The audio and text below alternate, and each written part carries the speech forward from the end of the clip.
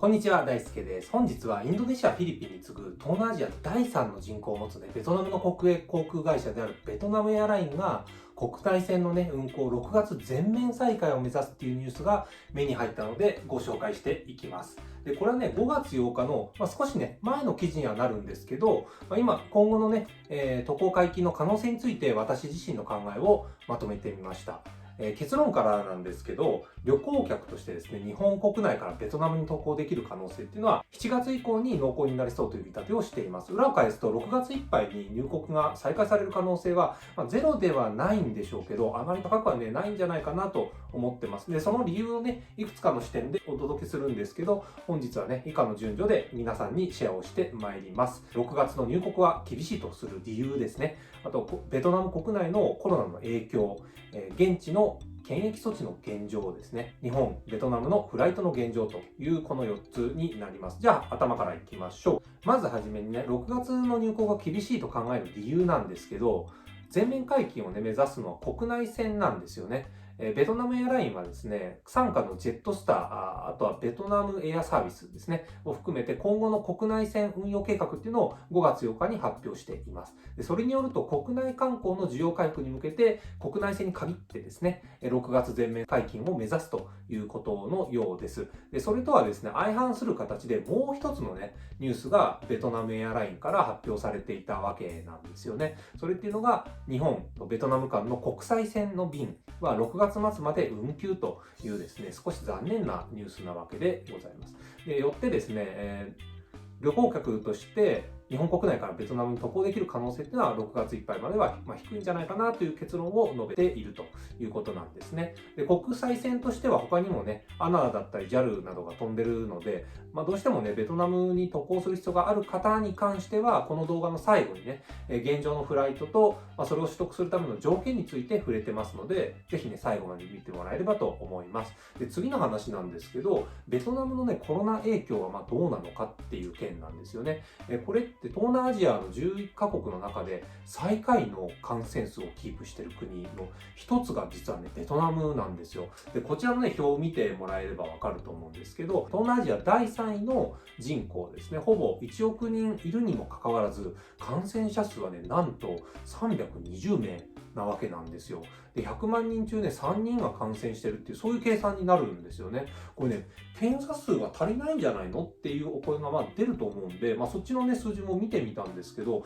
なんと日本の 1.5 倍の検査数なのにこの感染率なんですよね。でこの数字ってラオスだとかミャンマーと匹敵する比率なんですけど、じゃあそれらの国よりも検査率は高いので、正真正銘東南アジアナンバーワンの低感染国っていうふうに、数字上では言えますよね。ということで、次はですね、ベトナムの検疫措置の現状なんですが、5月8日付のベトナム政府からの通知によると、公共交通機関なんで飛行機、バス、船だとか、あと列車ですね、これらにおける制限の緩和がされているということですね。あとは飲食店だとか商業施設、サービス施設に対してマスク着用や消毒などの安全確保措置の実施が前提にはなるんですが、営業再開に同意されていると、同意が行われているということなんですね。ただし、ディスコだとかカラオケについてはまだ再開を認めないということなので、それは注意が必要という感じです。あとは、スポーツの活動、大人数の集会については、マスク着用、消毒が前提になるんですが、活動の再開を認めるということなんですね。で、学校は開いてOK みたいですね。教室内におけるソーシャルディスタンスだったり、マスク着の義務化もないということのようです。で国内の経済活動っていうのは、もうこれを見ると復活の方向に向かっていると見ていいんじゃないかと思ってます。でただ入国者による感染を断固として防止するという政府からの声明がありますので、なおかつ東南アジアで感染最下国でもあるので同時に外部からの感染に敏感になるとも言えますよね。なのでベトナムにおけるインバウンド需要、観光産業の復活っていうのはもう少し中長期で見ていく必要がありそうですよね。で最後に日本からのフライトについて補足をしていきます。冒頭の結論で観光客のフライト解禁の期待はですね、7月にという話をしたんですが、特殊事情があれば例外的に渡航が許される可能性っていうのが、その7月よりも前の段階、特に6月に関してですね、あるようです。でただ、ここはね、値段が高いんですけども、アナをはじめとする限られた便っていうのが飛んでいるようです。もともとね、3月の22日から外国人の入国を停止していたのはベトナムなんですけども、それにはね、例外があるようで、外交官だったり、その他ね、特別な事情がある方、専門家であったり、企業管理者ですね、抗議の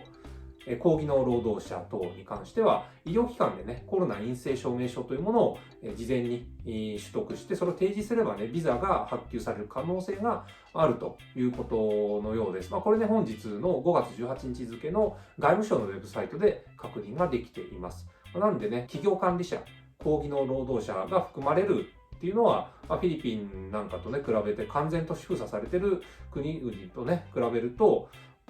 かなりね、緩く感じるかなといったところです。で、最後にね、まとめていきましょう。で、ベトナムについては、観光客としての入国は早くても7月になるんじゃないかという見立てをしてみていますというのが1点目ですね。で、次に、ベトナム国内のコロナ影響というのは、東南アジアでも一番少ないという数字を確認できました。で、現地の検疫措置は比較的緩くなり始めてきてますよというところと、最後に日本とベトナムのフライトは特殊な事情があればですね、条件付きで可能性が、6月に飛べる可能性があるといったところです。ということで本日の動画は以上になります。ご視聴ありがとうございました。